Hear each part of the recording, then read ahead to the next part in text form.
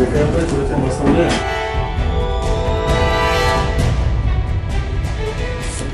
Четыре.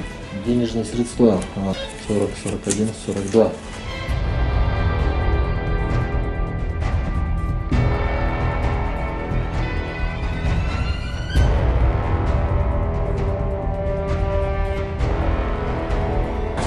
Следователь КМБ Кыргызской Республики.